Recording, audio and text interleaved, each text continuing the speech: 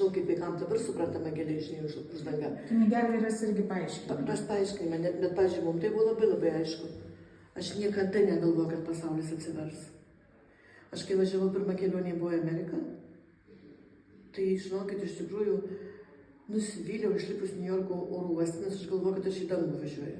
Mažiausiai į kosmosą, į kažkokią neaiškę planetą, kurie gyvenime niekada nematysiu ir nežinosiu. Ir pamačiau tokias pačias piktžolės kaip ir pas mus. Kad reiškia viskas, kas Lietuvoje, viskas yra ir Amerikoje. Bet Amerika tai yra ne valstybė, ne žemynas, Amerika yra laisvė, Amerika yra, jo laisvė, jinai tuo metu simbolizavo, aš augau su bitlais.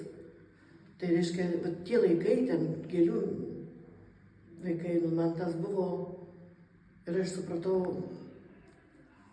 kad aš nepapuoliau, ne visai dangų papuoliau dar. Tiesiog kitokia žemė ir viskas. Bet aišku, buvo labai gera kelionė ir visa kita. Ir va dabar, ką mes šiandien žiūrėkim, Diana kalbėjom, tai irgi yra tas pats. Tikra sandora, jeigu mes norim to dangaus karalystės, tai ne politikoje. Ne vienas politikas nebus mesijas, kad jis mus atpirktų. Arba išganytų, jeigu norim dangaus, tai tik tai Jėzus Kristus.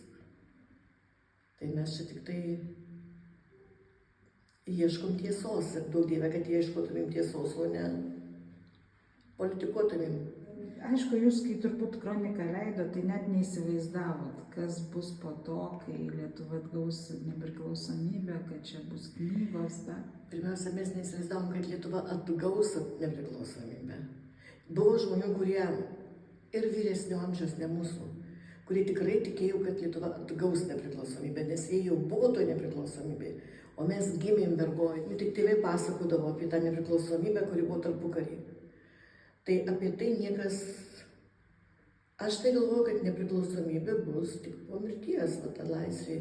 Gal kažkada tai, bet mums dabar svarbu tik daryti, o kad tikrai bus, aš nesuvokiu.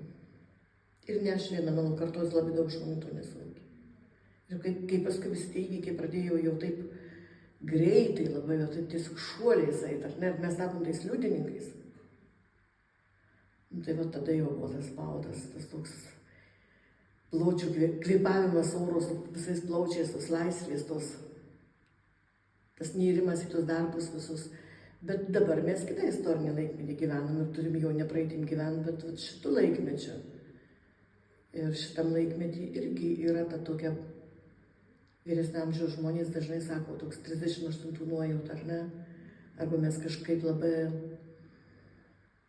pavojingas laikmetis, ar ne, ieškoti tiesos, neatsispręsti už nesileisti manipuliuojamam, nesileisti gaunamam.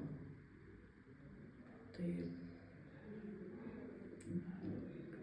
sunkus tas gyvenimas, bet visada reikalauja už ką tu, su kuo tu. Turi apsispręsti. Jo.